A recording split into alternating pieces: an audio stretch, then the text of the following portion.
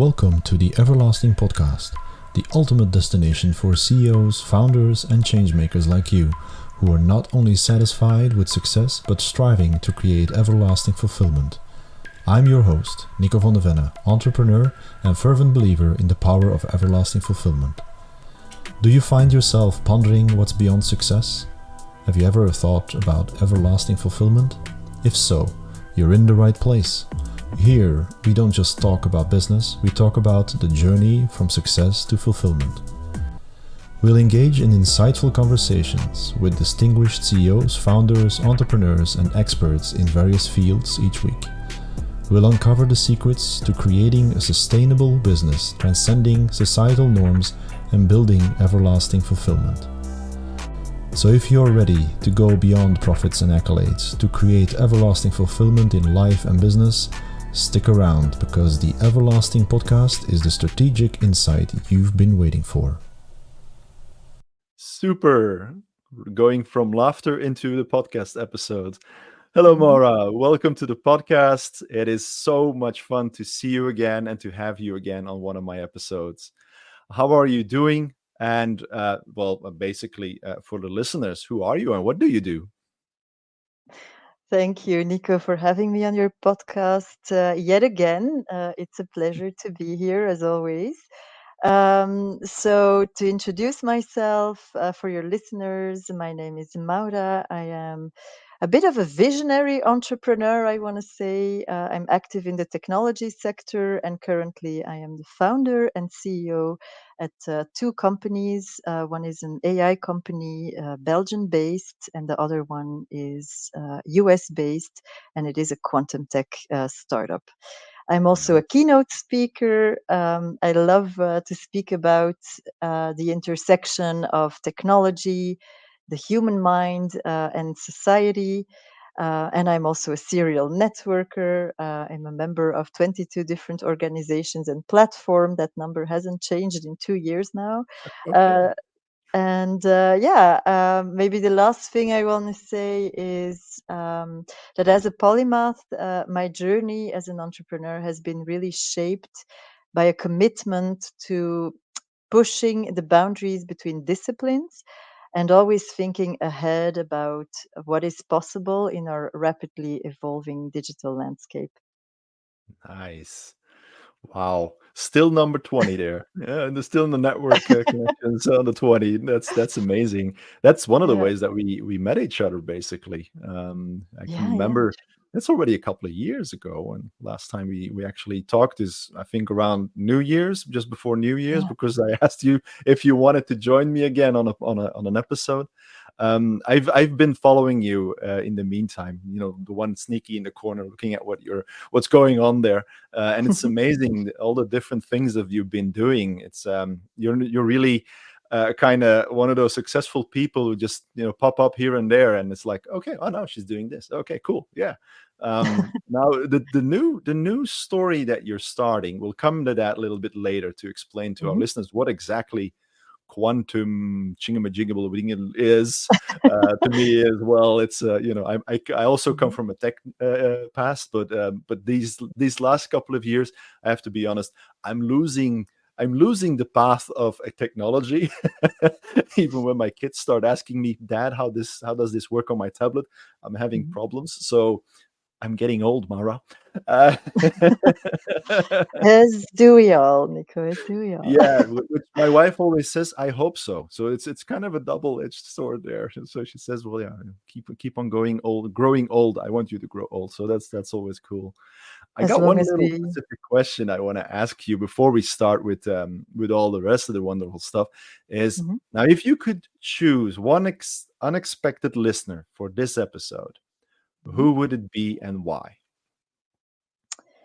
So, if I would have to choose an unexpected listener, I guess it would be a sentient AI entity, Wow. perhaps even a Okay. human of the future.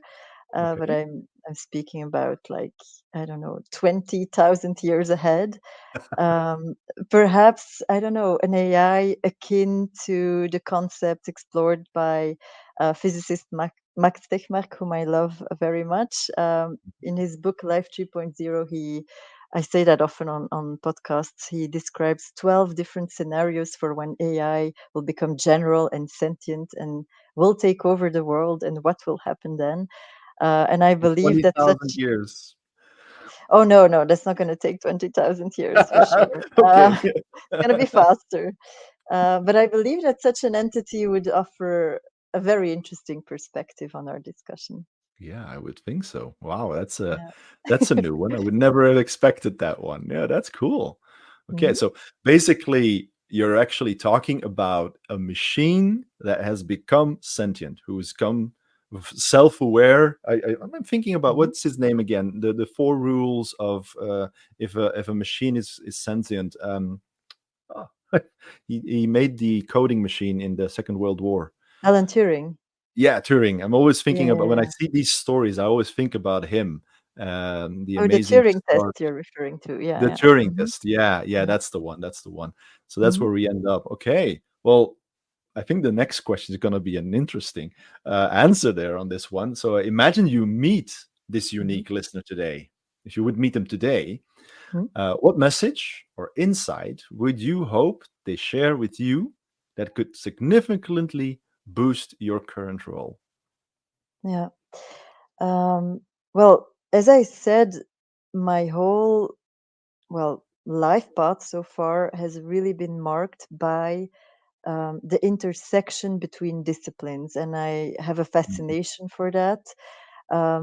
There's someone I really admire in business too, Daniel Schmachtenberger, and he has this very interdisciplinary approach to problem solving too. And perhaps this entity that we have just mentioned could share new strategies for navigating complex ethical dilemmas that are inherent to technological advancements.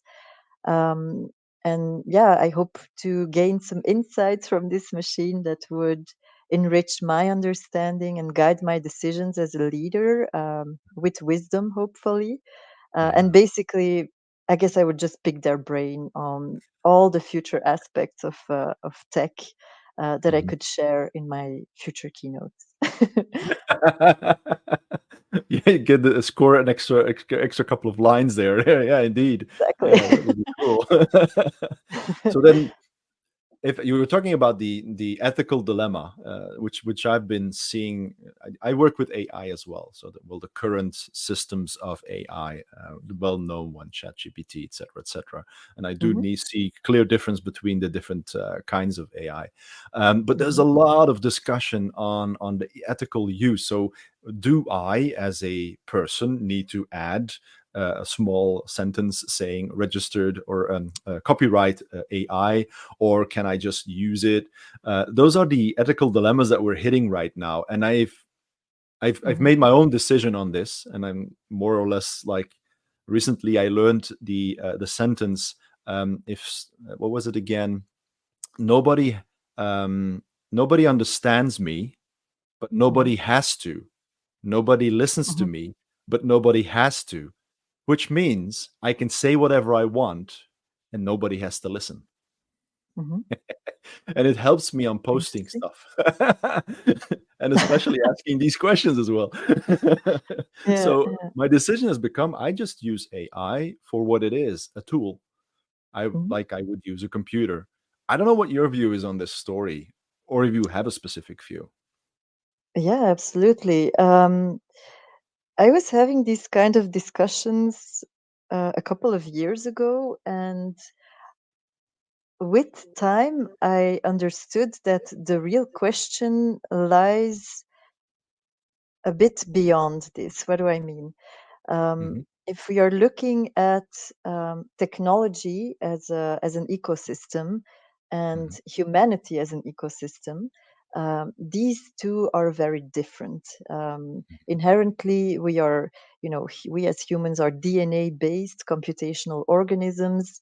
We evolve very slowly because we evolve organically, we mhm, evolve at a human pace. mhm, And that is, at first sight, absolutely not compatible with this other ecosystem we have created, which is tech, evolving Mhm. super fast paced, exponentially, at an absolutely exponential scale. Mhm. Um, and at first sight, these two are almost impossible to reconcile. But I think this is where we need to look. Sociobiologist Edward Wilson Mhm. said that we have the technology of gods, but the brains of monkeys.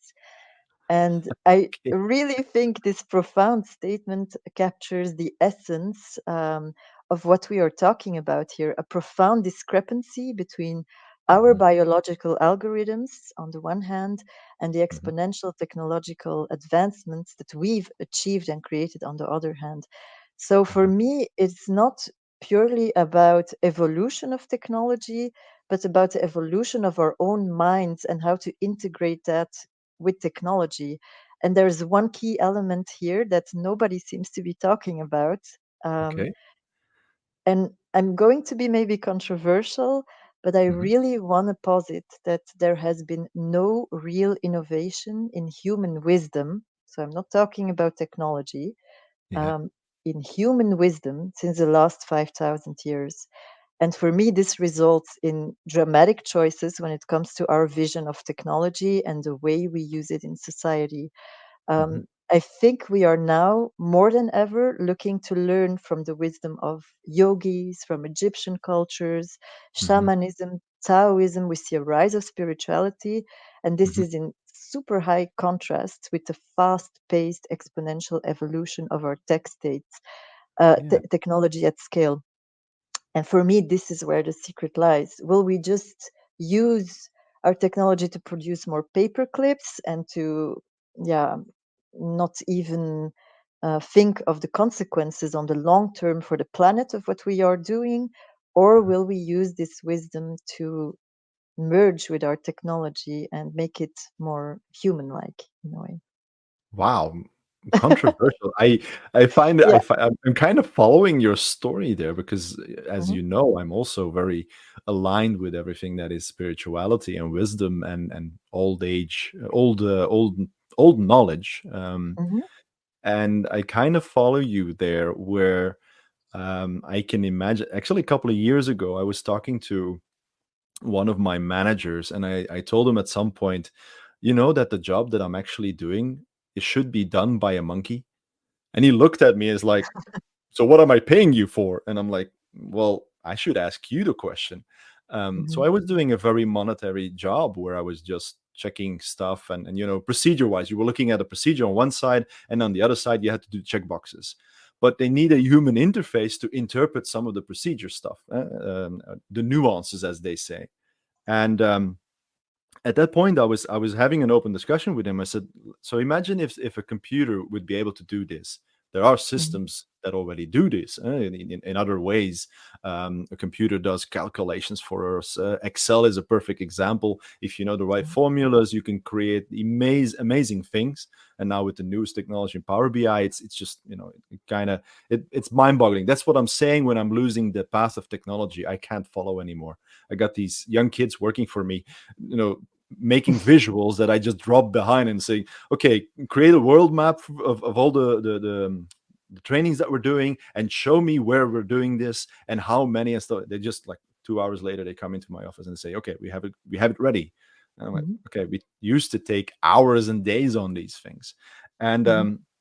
I was talking to him and saying, so imagine that a computer does this. I would be irrelevant. So that means that my job would be irrelevant. I would need to do something else. So Hmm. that would need a upskill path or something in that direction. But what if my knowledge is limited? You know, my Hmm. own possibility is limited. What would be the solution at that level?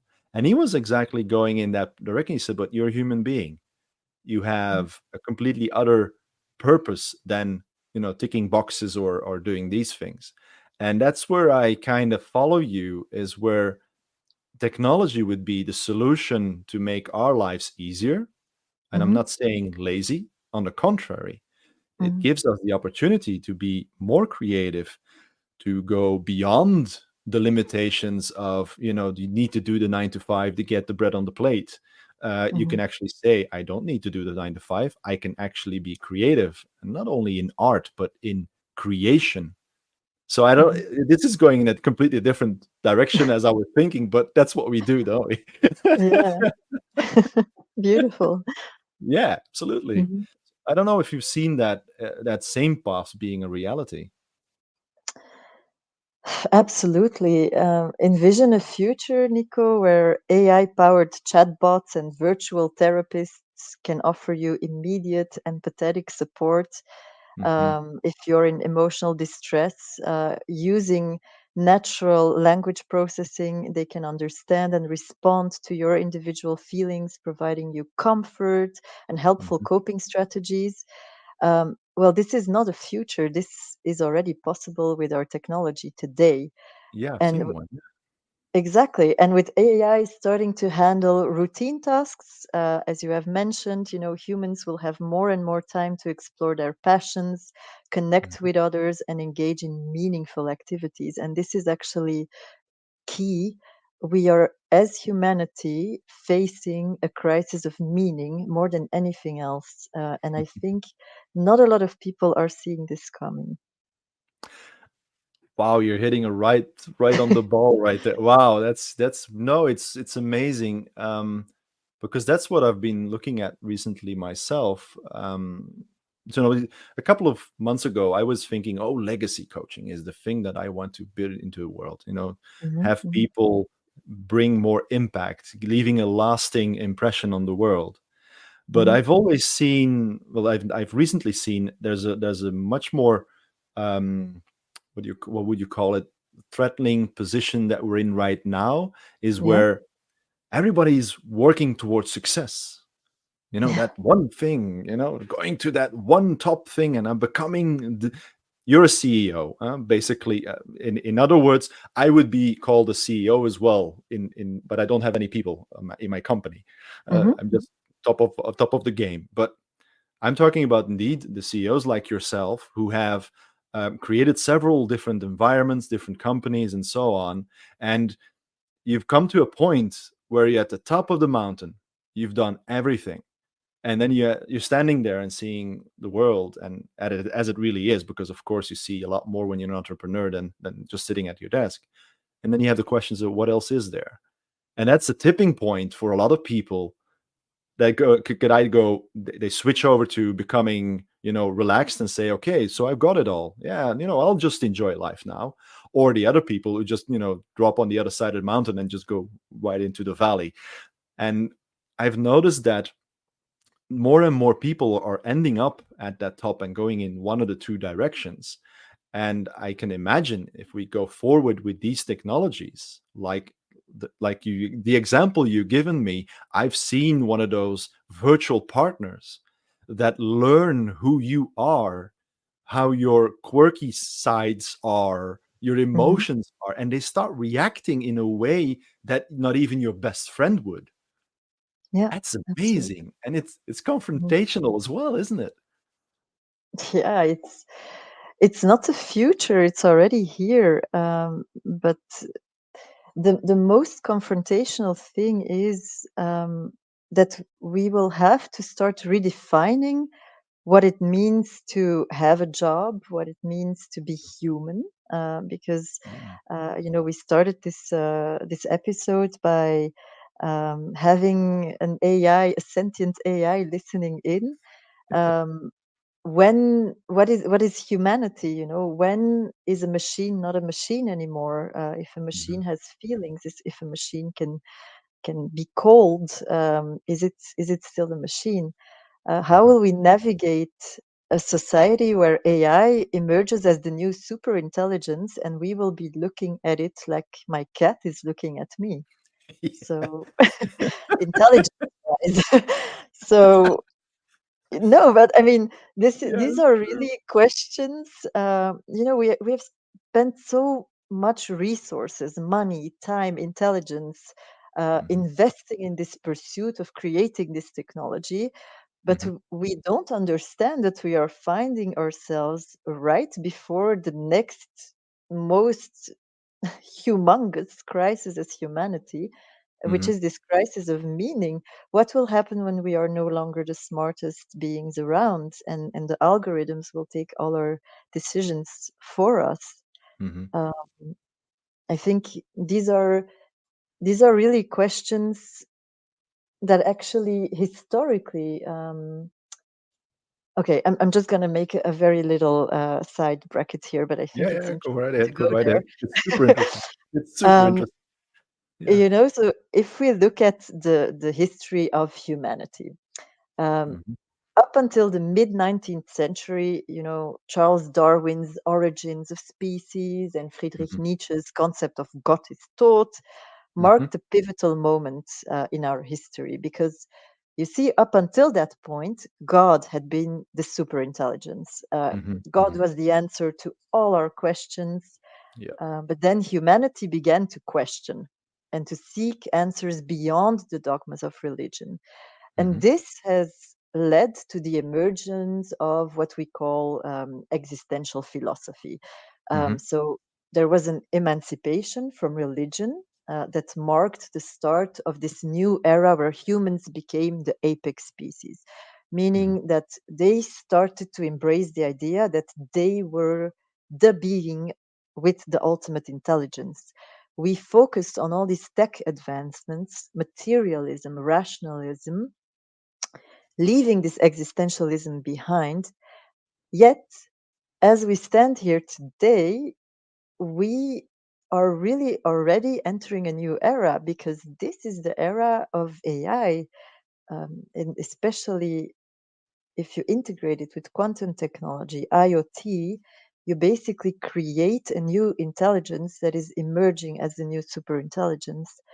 And what do you do then? What will be the impacts on our minds? What with education? There's Mm-hmm. so many questions, but I'm gonna stop here. Sorry Yeah, for yeah, the. no, no, this is great. This is great stuff. No, no, no, right ahead, go right ahead. Well, you Mhm. you mentioned quantum, and you mentioned that one of your companies is related to the quantum story. Could you elaborate on that for our listeners? Because I think they might find that very mysterious. Because there's a lot of the word quantum is used in a lot of different ways or environments. So I just want to listen to what your story is on this. Yeah, absolutely.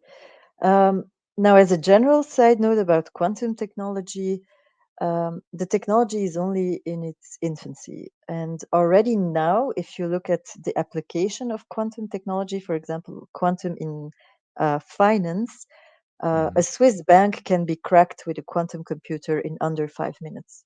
The Yeah. most high, highly protected vault that we have nowadays is nothing to a cyber quantum hacker. Hmm. So it is a very powerful technology, especially if you link it to artificial intelligence. And in my company, what we do, so it's a deep tech company. It's a startup still in stealth mode, focused on revolutionizing mental health and well-being. Okay. Um, so basically, we have this profound commitment to empower individuals, Hmm. and especially youth, through advanced technology that helps enhance emotional states. It can improve cognitive performance, and it fosters positive social connections. So there's a whole technology behind it. The patents are still running. There's not too much I can say right now. Hmm. But what I can say is, imagine, Nico, that you as a child would have learned how to regulate your emotions. Because let's face it, we are all a bunch of traumatized zombies walking around, passing the traumas on to the next generations. At least Yes, that's and we're what glad I to. identify as. So, yeah, I'm actually really, well, proud is not a word. I'm really grateful to have come across my co-founders that are Hmm. so aligned with my commitment, Yeah, because we would really like to have a positive impact on society, and it starts with youth. I really believe in education, so we are trying to combine all these things, and yeah. yeah, see where it goes. Yeah, well, it's amazing stuff you're doing right there.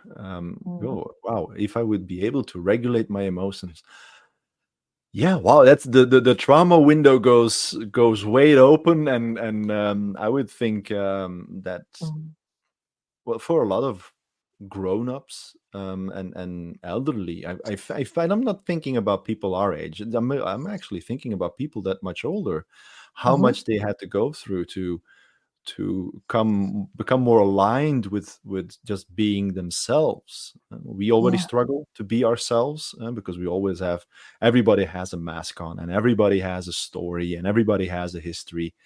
Mhm, um, and it's sometimes I kind of anger a couple of people when I say even a murderer has done good things. mhm, And that's just because, out of his point of view, he was doing a good thing by murdering somebody. Do we mhm, agree with that? No, as other people, we do not. mhm. But then, of course, if there's a war going on, everybody doesn't look at the individual; they look at the numbers, and they say, "Oh, poor people," and that's where it ends. But I'll digress if I go into that subject. But yeah, it's a. I'm not going there anyway. But It's a whole rabbit hole, Nico. yeah, it's a real rabbit hole. Yeah, I don't want to be Yeah. Alice. No, but it's the Mhm, thing there, if we would be able, so if I look at this story, what you're telling us is there mhm, would be a way of regulating emotion, for instance. And if I understand correctly as well, there would be also a way to have an educational jump ahead, instead of what the kids do now, mhm. cognitive reading and input, where you're talking about a completely different approach in that story. Absolutely. So, without going into the nitty-gritty of the tech, because like I Mhm. said, I'm still Absolutely. I'm not the patents are I don't still wanna running, pour but anything no, there. no, no, no problem. But I can maybe tell you what the philosophy behind it was, and it's actually a nice continuation of what we have talked about before. Um, we, this is a thing that all entrepreneurs need to want to provide, and that is value. Mhm, But remember what we have just said. We are facing a crisis of meaning and value as a society. So what mhm, we will have to redefine value, especially as visionary entrepreneurs and entrepreneurs of the future. So for me, the key there was really to understand our interconnected reality, uh-huh, where biochemical and physical systems intertwine, because this reveals the insignificance of infinite resources in a game of relative value. What do I mean by that? It's important to realize how everything, really everything, is an interconnected system, an mhm, ecosystem, if you will. Whether it's the cells in your body, to the way the a classroom is structured, to how we vote and live in society, to our economies, and so on. The more you zoom out, mhm, the more you zoom in, everything is an interconnected fractal ecosystem, if you will. And mhm, we need today an infinite amount of resources if we want to be able to sustain the current exponential growth at monster scale that we are now having. mhm, The problem is, of course, we lack these resources. So, in understanding our reality and how everything is interconnected, how everything exponentially influences each other as well, uh-huh, infinite resources mean nothing in the end, because yeah, of our value game, which is our nature as human beings. So then you have to ask yourself the question, in a world where everything will become accessible to everyone, mhm, where will the true value lie? And the only answer that you can come up with is that the value really lies in the ultimate human experiences, whether it is a spiritual individual journey, and mhm, you as a spiritual being connect to others in a way and you impact them, because mhm, everything's an ecosystem, or a quest for wisdom, raised awareness. um, the challenge arises really when everyone possesses AI or other technologies, potentially triggering what we have in us. You said our ancestors had it hard. Why? Because we have these societies that are built originally on our human values and skills. Mhm. And now they are evolving into societies where other things have value, like money, like Mhm. technology, like exponentiality, globalism, all of that, which were Mhm. not aspects that you could find before. So Mhm. I'm going somewhere, bear with me here, but Yeah, yeah, absolutely, absolutely.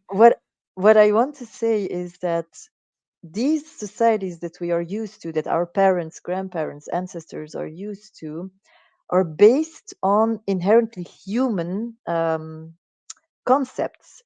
Uh-huh. We have inherently we have a built-in competition drive. We have Mhm. tribalism built in. We play status games because this is our human nature. Yeah. So the question is, how do you reconcile this with wisdom? How do we mix technology in all of this? And for me, the answer is actually you have to accept that your biological algorithms will always pale in comparison to the tech that we have. We cannot be the super intelligence anymore. These technologies are faster. They will surpass us in all capacities. Yeah. So, what we need to go back to is reconnect with our true human nature. And we can do that through education. And this is why I Mhm. want to use this technology in a way that we can integrate with it in order to learn more exponentially, so we can follow the curve of where society is going, and at the Mhm. same time reconnecting with this old wisdom and what it means to be human. Mhm. But this is another whole rabbit hole. I can do a whole keynote about that. Yeah. Well, one of the issues that I have with modern day school systems, and Hmm. basically I've had it my whole life from the moment you're a teenager till later in life, you become a school rebel. I think it's just a standard thing. Hmm.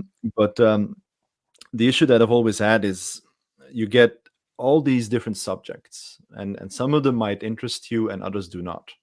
So Hmm. you get the whole bunch of information input that is irrelevant for your liking. Hmm. I see with my kids now. I've got a son, 13 years old, and the other one is 11. One is still Hmm. in middle school, and the other one is in high school. And I see him going through a roster every week of, then you get that teaching, and then you get that subject and that subject, and the other one's getting everything mixed up, but just brain dump, and they have to sit Yeah. still, look at Hmm. somebody standing in front of them who has the wisdom. I'm putting it in brackets here, or the knowledge. Knowledge. It's not wisdom. It's No, knowledge. it's not. Be very clear Yeah. there. Where they're Mhm. actually the point of where does the wisdom come in is in Mhm. between. The experiences they have. Um, Mhm. Playing on the playground, hitting somebody else, learning to reconcile, getting up, feeling pain, making that mistake, learning from that mistake. I think that's inherently more human than Mhm. the knowledge. Because I remember when I was the first time I had a computer, it was a Commodore 64, amazing machine. An amazing Yeah. machine. Made a lot of Mhm. noise. It was like an airplane leaving, starting up, Mhm. but Mhm. it was amazing. And I used to play Frog on it. This little frog you had to get I off across. remember. Yeah, yeah. Wow, I'm really going back in time. But then the next computer I had was a Pentium 3 500, which was Oh, already, a leap forward. very evolved. Yeah, yeah, Yeah, yeah, yeah. yeah, And yeah. then we had Internet Explorer, the internet, Mm. and we saw Mhm. the first appearances of the Google. That was my mom's word for finding something. Go look on the Google. And I always find that funny when she comes up. She still says it, by the way. She still says the Amazing. Google. But Mhm. then we started looking for stuff, and I came into the IT picture in 2002. So that was already around that time, Pentium 3, Pentium 4 period, whatever. And Google was already evolving. Yeah. Now, for me, I'm an electromechanic as Mhm. basic education.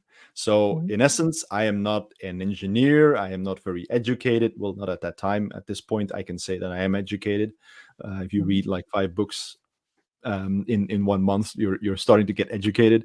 Um, Mhm. and at that point, it was my tool to become knowledgeable in IT because there was an error in one of our systems, and I went to search for that error. And a lot of my colleagues did not search for it. They went into troubleshooting mode and tried a lot of different stuff, started doing stuff, and I just went to Google and said, "This is the error message. What is the answer?" And Mhm. that's one of the things that I've started to explain to my kids as well is you have a question, search for the answer, but don't search blindly. When we started using Google, there was still, let's say, a 70% correctiveness that was there. Now, these days, you really have to think a little bit further than just accept what appears. And that's where I understand where you're saying is where is the limit where we're still using the human part, the wisdom, Mhm. instead of just accepting what the machine is telling us to accept. And Yeah. I used to use the 9 points rule. Well, I had to find something really true. I went to Mhm. 9 different sources to get and then compared them. And the one Mhm. that has the most was then the truth between brackets. Yeah. But now these days we're in a different story there. Yeah, absolutely. I think because education is so important, I would like to say something about it. There's a model that's actually a business model that most of your listeners might know, that is called the model of spiral dynamics. Hmm. And I don't know why more people have not thought of applying it in different disciplines. Again, I hammer on the interdisciplinarity. That's so Yeah, important. yeah, but it's Uh, true. It's very because valuable. for me, that model is absolutely golden, whether you apply it on society, on the level of a corporation, or on the educational system, because it offers a framework for understanding people's evolving values and worldviews. It's literally a model based on a fractal structure, which is more close to the everything we've described before, to our human nature. So Hmm. applying this system makes a lot of sense in education, because it would mean that you would start aligning learning environments, as you have described, as we all Yeah. typically need them, with students' unique cognitive with Hmm. developments, which are yeah, extremely, it's a spectrum. Hmm. um, for example, you can have a tech enhanced schooling that could enable exponential yet human centric learning Hmm. by, for example, fostering collaboration over competition via incentives, or raising consciousness about the importance of interconnectedness.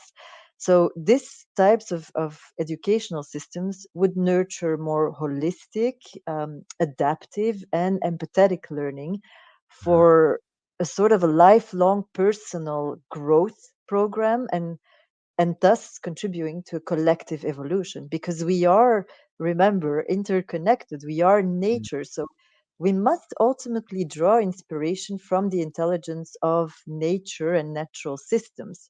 Hmm. It's actually not my idea. There's a professor, a Belgian innovation biologist. Her name is uh, Professor Leen Gorissen. Oh yeah, And I heard about yeah, her. Hmm. yeah, she's amazing, and Yeah, she she's is. she is really coming up with models on how we can draw inspiration from nature in order to create a society that is more on a human scale, instead of Hmm. on a tech scale, or anything else. It's kind of back to the Yeah, roots, basically, isn't it? Yeah. in a way, it's back to the essence, yeah, because you Mm. cannot. I mean, yes, you can. That's also what you touched upon. It has to do with being inauthentic in a way, wearing a mask is not natural. Mhm. Wearing, many of the how should I call them? I don't even have a proper word for it. But many of the situations, let's say in society, are absolutely unnatural to Mm, us as humans. So in a way, I would say it's going back to authenticity. hmm. Mhm, Yeah, I follow you there. It's something I've had. I'm a real thinker, so usually I go with these stories. I go very far, and mhm, I've noticed that one of the routes that I sometimes go is, what if we're just remembering something that has been there for eons and we've lost it? So we're actually going back to um, let me give you a concrete example, because I found this is just a discussion I find that we need to have on this episode. We're going in all directions, so let's do this. Um, we have computers now. We used to have paper. We used to have stone, chiseled letters in mhm, stone. So I'm going back from our age to the industrial age to Renaissance to Egypt.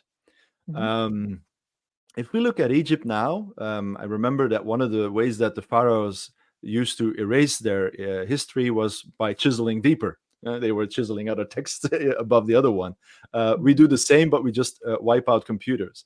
Now, if we look mhm, at the future, and everybody has these devices and stuff like that, everything is a one and a zero. Well, in quantum mhm. computing, we're going in a completely different because I do now Everything's understand where you're relative. going. Yeah, Yeah. Mhm, indeed. That's a good mhm, one. But if we look forward, and we're taking pictures digitally now, we're not mhm, chiseling anymore. We're not printing anymore. We are making everything digital. If our mhm, son at some point says, "Hey, I'm going to put out a Corona," mhm, and I mean a solar Corona, not the thing that happened a couple of years back, and mhm, wipe out all technology's current position by a big EMP, we're back at square one, because a lot of our stuff we have become dependent on. And I'm like, is history repeating itself in a certain way? Is there a point where maybe AI might survive instead of humanity because they might be in a bunker and we're not able to survive? It's mhm. one of that's where my brain goes when I'm driving, Beautiful. Well, especially in the broken actually, traffic jams.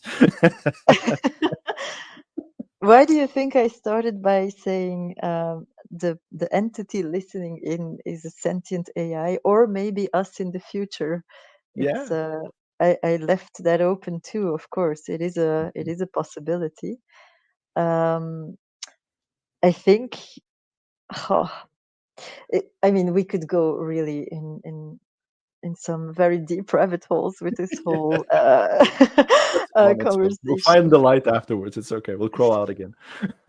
But yeah, I mean, what if we would have to start from scratch? Um, then I think our challenge would be to determine the framework of wisdom that will guide us into a future where we are actually worse off than 5,000 years ago. Hmm. Because I really truly believe that since we were more authentic in a way, since we were more connected Hmm. with the wisdom of nature, with our bodies, with the natural cycles of life, Hmm. um, I think by losing this and by almost discarding a lot of this wisdom, we have not done ourselves a big service as humanity, because if we would have to start from scratch in a very low tech world, I think we would be at a huge disadvantage. Yeah. um, Yeah. I think so as the, well. Yeah. I'm thinking about, what if we would have kept this wisdom, and we would Hmm. have continued to develop our own intuition, our own um, as entrepreneurs, we all have these gut feelings. As Hmm. humans, we have these gut feelings. We have. I always say we have a lot more senses than the five, six senses or Absolutely. whatever is Yeah. recognized out there. Um, and people 5,000 years ago were a lot more in touch with these senses.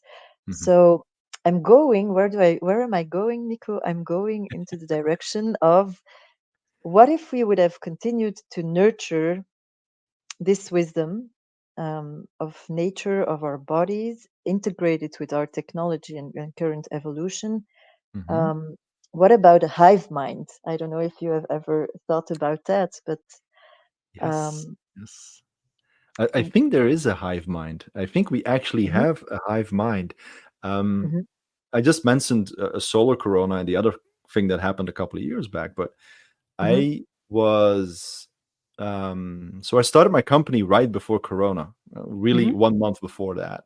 And I had an empty agenda, and I just, flew into the environment and started showing myself to get that next gig so I could, put food on the table. mhm, But what I saw was the on one side, and now we can talk about it because at that point this was a no-go, but you saw the sheep herds, and on mhm. the other side you saw the lions and the lionesses, Yeah. which Mhm, were, which one was going to survive. It was very clear that there was a very big difference. Yes. It just showed me something very interesting there. Indeed. uh-huh, So yeah, that's something that was very clear there, and that's what I thought is like there is a hive mind, something that connects us all by a certain frequency or whatever. And I'm not going to go too woo woo on this because it's actually mhm, scientifically proven, a lot of this stuff, but people mhm, don't like to read that because it comes into their reality, etc., etc. But mhm, basically, what I do believe is when I walk into an office and I am in a very bad vibe, the first people that I meet will either have defenses, which will mhm, push that back and say, I will not agree that you are a bad vibe and I will not take it on. Or the ones that do not have that defensive mechanism pick it up and become bad as well. So mhm, that's where I'm like, is this a hive mind? I think so, because there's a connection there that causes me to get through to them and become, very bad at that day, that day becomes a bad day for them as well. mhm, The other way around, if I smile and I walk around chipper and I have some colleagues who might stay in the bad mind because they're envious, whatever. But there mhm, are others who might completely change their morning and become happy as well. So there is something there, and it's already existent. It's just that a mhm, frequency, or I love it when they come up with the light spectrum. The part that we can see mhm, is like I'm holding my arms up like 1 meter or something there. The part that we see is like 2 centimeters or something like that. So mhm. what's out there? And then Yeah. if we go into technology, I think, to be honest, that if we would start up a couple of sensors with a very broad view of the spectrum, they might even detect some of these things a lot more than we can. And Mhm, then we can hook into that mhm, and make the technology connect into that realm to mhm. help us improve ourselves. This is literally what my company does. So we are doing research into this. I couldn't have said We'll it cut better this out. myself. This is proprietary technology. You will not be able to use this. No, no, it's just it's just literally what we are looking into and what we are trying to understand. I Mhm, do agree that you know, like I said, everything is connected and interconnected. I did not say that by chance. mhm, I'm a very data-driven person, and yeah, I'm also not the one to start with woo theories, but I am talking about science here. mhm, We have lost the wisdom of connecting to this hive mind at a certain point as humanity, but we mhm, are now in the process of creating technology that may enable us to form back a hive mind, or for those who are not familiar with it, a sort of a super organism where, like certain insects, we fulfill specialized functions who benefit the whole, and we also mhm, gain access to information that we otherwise do not have. Um, so, but again, this presents us with a crisis of meaning, Yeah. because if we start reconnecting to the whole as a hive, with our current level of wisdom, we will not be able to navigate it, or we will go extinct. Honestly, with what is going on now, I don't have much hope. This is why it's important to start with education, helping people Yeah. regulate themselves and understanding themselves. Mhm. So yeah, wisdom. It's always wisdom, the Yeah, challenge. absolutely. Yeah, it comes Yeah, down to that one beautiful one word. yeah. Um, I'm thinking about when you're saying insects, I was thinking about the ants and the bees, Hmm. and I was always also thinking about fungus and mushrooms and Oh, trees. It's yeah. amazing what I think it was the Japanese who used a fungus to learn how they would be creating the most efficient subway network in Yes. I think it was Tokyo. I can't remember exactly, but it was one of the cities. And it's Hmm. like, wow, we're starting to use nature again as the wisdom that we've lost. So they're using, maybe it looks Hmm. like just a science experience for a lot of people, but this is in essence what you're saying. We're using nature again, the wisdom of nature, the one that we Hmm. disconnected from, to show Yeah. us the way again of how we could go into flow and how we can connect to a lot more stuff. And like you say, if we would do it today, bam, everybody's connected, there would be Mhm. mass hysteria because everybody, can you imagine reading each other's mind instantly? I wouldn't Oh go there. boy. With Talk with about all rabbit these holes. masks, I think, yeah, I think it will lead to many ontological shocks Yeah, here and there. probably. Yeah. Yeah. But No, it's so interesting because the experiment you describe about, it was actually a mold, a slimy type of mold that mold. It was, yeah, it was a mold. recreated. They put the mold on strategic places on the map of. I don't remember if it was the whole of Japan or just Tokyo, but Yeah, I can't yeah, they remember. put it on strategic spots, and basically it connected the spots with the most precise, logical, Mhm. organic, natural um, system, and it did that very, very rapidly, Yes. instinctively. It's amazing. It's like everything contains information. It's Mhm. it's it's just beautiful if you look at it, especially from different perspectives, different scientifical disciplines. It's absolutely mesmerizing. We live in Yeah. a wonderful world. Yeah, it's sometimes Yeah. you're like, in the rush of the day to day, Hmm. working and this and that. And when you talk like this, it's like it opens up your eyes to what's more out there. Yeah. And Yeah. it just flashed through my mind. I was driving home today and I had the Hmm. most funny view that I've had in a long time. There was a pigeon at the side of the road. Hmm. And of course, a pigeon is a pigeon, but this one had a bread, the crust of a bread around its neck. So it's like a Oh, square, it was like it okay. must have picked it up somewhere. Like, Interesting.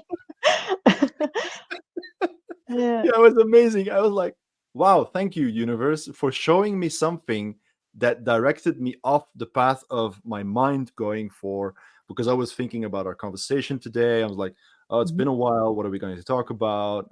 I got my questions, to the listeners. I've got standard questions that I give everybody, but the conversation goes way off, and it's just wonderful. This is what I love about these Guilty. conversations.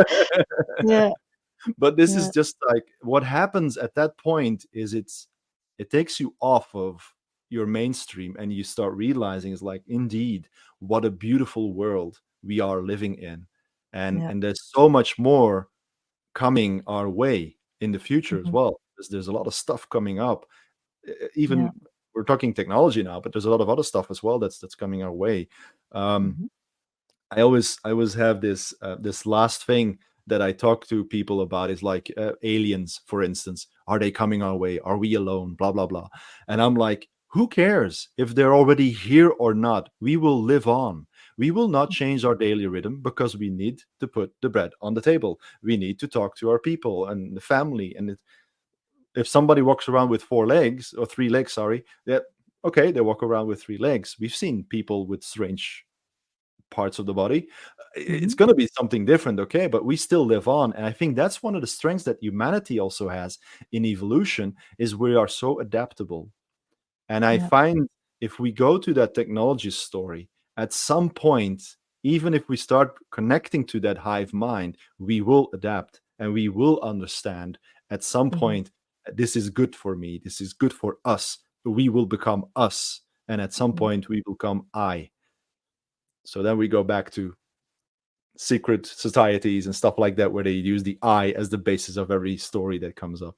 So that's I want to shift the conversation a little bit back to the pure success story, because I think it's Mhm. very important to talk to about your path towards where you are right now.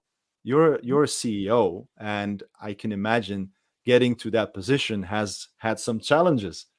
And I would love to hear your challenges. I don't think we want to hear all your challenges, but some of the challenges that you've met that might inspire other people to take a different path or the same path. Who knows? Yeah.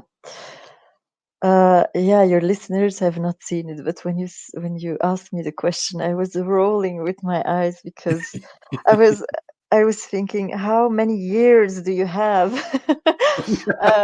So we can talk about this. Yes, being an entrepreneur is a synonym of experiencing challenges and hurdle after hurdle. And I guess that made me a top expert, since being an expert means that you have made all the errors in the book, um, which I have. So I guess my challenges, just like those of almost any entrepreneur out there, are Mhm, described really well by someone I really admire, actually, Christian Angermayer. He's a German entrepreneur and pretty well known disruptive investor as well.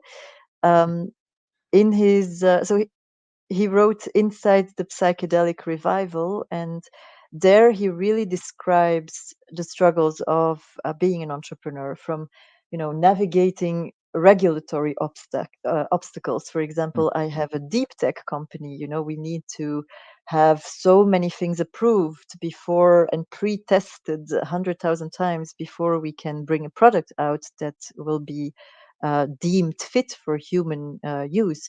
mhm, um, then there's the skepticism about disruptive technologies like ours, for example. mhm, I'm quoting Christian Angermayer specifically because he's promoting psychedelics and psychedelics um, in medicine as the mhm, future for humanity, because it is going back to the roots. mhm, So if I could speak for an hour about this. I really believe in what he does. He's very inspiring to me. mhm. But to come back to your question, I think one of the biggest challenges is to keep on going, and to be willing to admit you're wrong, to be willing to admit that you literally know nothing. I remember when I graduated law school, but I did many things in my life, and I remember thinking, and what do I do now? I know nothing, literally. Like, I graduated law school, but I don't know what it means to be a lawyer. Like, how am I gonna be a lawyer? Like, how does it work? Like, Mhm, the educational system again has a lot of limits, let's say. So you don't learn how to be an entrepreneur. And yeah, you could say you could do an MBA, and that's more practical, but mhm. again, that's not for everyone. So you have to be willing to kill your ego, Yeah. to burn bridges, to kill your darlings. Yeah. It's pretty messy, being an entrepreneur, um, and to be willing to start all over again from scratch. To have this grit that is so important as an entrepreneur, because it's the one obstacle obstacle after the other that you will be facing. Um, so I guess this is in a nutshell what I've been battling with, but I could give you so many examples. Well, Yeah. the only thing that I can say is congratulations. Thank It is, you. yeah, absolutely. No, that's if you're there and you understand this story, how it really Mhm, plays out. I've noticed as well. I've only been maybe really in the entrepreneur's landscape for 4 years now, mhm, as named entrepreneur. But mhm, in my previous job, I was always one of the guys that found new stuff to do and wanted to climb the mountain, not as per se to go to the manager level and stuff like that, but I wanted to evolve the company as an individual and pull mhm, everybody together and get them forward and stuff. This is pure entrepreneurship. You pull mhm, everybody and you just get there, and if the end is a very big wall that you hit, it hurts. It hurts a lot of people probably, but you get up mhm, again, and either you break through the wall or you just build a bridge over it or around it or whatever.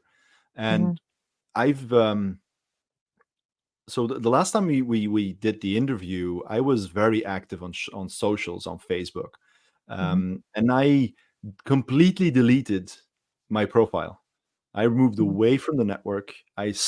Stopped everything mhm, specifically for this reason. I wanted to kill my darlings because what I did mhm, then was Nico. Then remember the choose the grit life story and even Phoenix coaching was my story at that point. Where mhm, now I'm in a completely different network. I talk to a lot of more founders and CEOs because to me I find more conversation there than where I mhm, used to. And I'm amazed at how many of them are going into the deeper conversations of yeah, spirituality, about humanity, about what it all means to be here and stuff like that. It's a mhm, lot more fulfilling to talk about those things because to me it's food. Give me a good scotch, I would enjoy it, but mhm. give me a good conversation and I'm filled. It's Yeah, just a completely different absolutely. story, yeah. And the grit, absolutely, absolutely, the grit is so so important. It's everything. Yeah, Yeah. really. Getting up every day, even if it's a shit day, getting up every day. Yeah, I mean, most days, especially if you are into the startup world, the first year are a nightmare. The second up till the third year are getting a bit better, but still, it's like literally having a newborn. You're constantly, literally, cleaning what the newborn produces to put it in a beautiful I context. mentioned the word earlier, so everybody would understand. I mean, Yeah. to all the my fellow aspiring entrepreneurs, or to the young people starting this journey, I would really like to say, cultivate a holistic approach to success. Don't see it. Mhm, It's not a unidimensional thing. Success is a mindset. Success mhm, has to do with who you are or who you want to be. And that is very clear in how you show up in the world every day. So, this is why grit is so important. Ray Dalio, in his book Principles, he always says that by prioritizing personal growth and fostering a culture of collaboration, um, and by staying true really to your core values, you can make the journey towards success a fulfilling one, because it's mhm, not always fulfilling. You will have, most of the time, especially when you start, you will have hurdles, you will have difficulties, you will have things that go wrong all the time. You will mhm, feel like a firefighter, and you will feel like you're not advancing at all. And it's all part of it. That's also something I learned. Everything happens for you, not to you. If you yeah, manage to learn something from any situation, then you've won. You have mhm, that is progress. mhm. So yeah, very important. Grit. Nice. It's Yeah. great stuff. Amazing.